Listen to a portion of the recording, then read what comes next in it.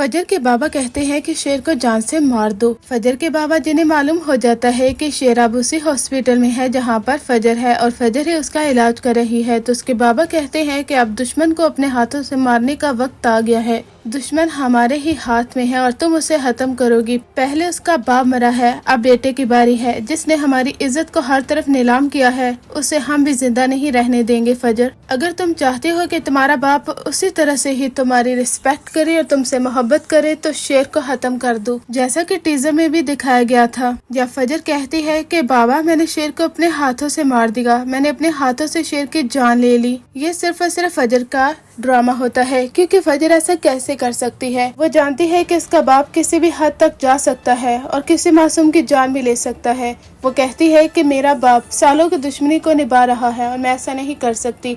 एक पेशेंट को मैं कैसे मार सकती हूँ, चाहे वो दुश्मन हो या मेरा कोई अपना हो। वो एक पेशेंट है जो मेरे से ठीक होने के लिए आया है और मैं एज अ डॉक्टर अपना पूरा फर्ज अदा करूंगी उसे जिंदगी की तरफ वापस लाने में। फजर जब हॉस्पिटल में जाती है तो उसे शेर को देखकर काफी ज्यादा दुख होता है कि किस तरह से हर कोई इसका दुश्मन बन चुका है। हालांकि लोग सच नहीं जानते कि ये किस कदर साफ दिल का मालिक है, जो लड़कियों की इज्जत के लिए खड़ा हो जाता है और किसी को उसका हक दिलाने के लिए डट कर सामना करता है, जिस तरह के इसने मेरे साथ किया। मैं कभी भी इसकी जान को खतरे में नहीं डालने दूंगी। इसीलिए फजर वो शेर को रिकवर करने में पूरी मदद करना शुरू कर देती है। यहाँ तक कि फजर एक बार फिर उसके टेस्ट लेती है और बड़े डॉक्टर भी काफी हैरान होते हैं कि ये बार बार डॉक्टर फजर शेर के बार बार टेस्ट क्यों करवाती हैं। लेकिन फजर कहती है कि मैं अपने दिल की पूरी तसल्ली चाहती हूँ कि आखिर शेर के जिस्म में कोई केमिकल तो नहीं जा रहा जिसकी वजह से इसकी ऐसी हालत हो जाती है और ये ट्रिगर करने लगता है। बिल्कुल ऐसा ही होता है कि शेर के जिस्म में ऐसा केमिकल जा रहा है जिसकी वजह से शेर गुस्सा करता है।